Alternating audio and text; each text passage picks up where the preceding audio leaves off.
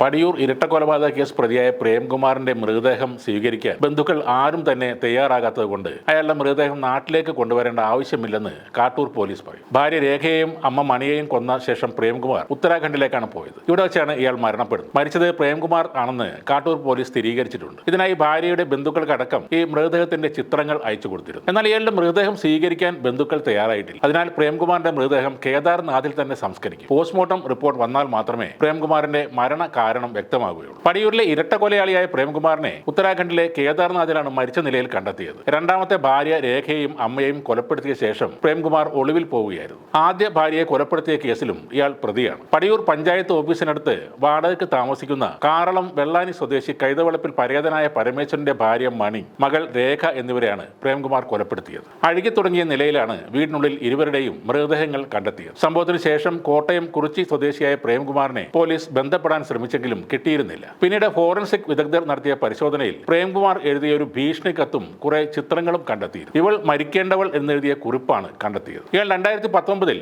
ആദ്യ ഭാര്യയായ വിദ്യയെ കൊലപ്പെടുത്തിയ കേസിലും പ്രതിയാണ്. മറ്റൊരു കാമുകിയെ വിവാഹം കഴിക്കാനായി പ്രേംകുമാറും കാമുകിയും ചേർന്ന് വിദ്യയെ കൊലപ്പെടുത്തുകയായിരുന്നു. ഈ കേസിൽ 90 ദിവസത്തിനുള്ളിൽ പോലീസിന് കുറ്റപത്രം സമർപ്പിക്കാൻ കഴിയാതെ വന്നപ്പോൾ പ്രേംകുമാർ ജാമ്യത്തിലിറങ്ങുകയും ചെയ്തു. 5 മാസം മുമ്പാണ് രേഖയെ ഇയാൾ വിവാഹം കഴിക്കുന്നത്. തന്റെ ആദ്യ ഭാര്യ വിദ്യ അപകടത്തിൽ മരിച്ചു പോയെന്നാണ് ഇയാൾ രേഖയോട് പറഞ്ഞത്. സ്വന്തം കുടുംബവുമായും പ്രേംകുമാർ യാതൊരു തരത്തിലുള്ള ബന്ധവും പുലർത്തിയിരുന്നില്ല. പ്രേംകുമാറിന് 2 മക്കളാണുള്ളത്. മകൻ 10ാം ക്ലാസ് കഴിഞ്ഞു. മകൾ ജർമ്മൻ ഭാഷ അധ്യാപികയാണെന്നാണ് ലഭിക്കുന്ന വിവരം. മക്കൾ പോലും പ്രേംകുമാറിന്റെ മൃതദേഹം സ്വീകരിക്കാൻ തയ്യാറായില്ല എന്നാണ് സൂചന.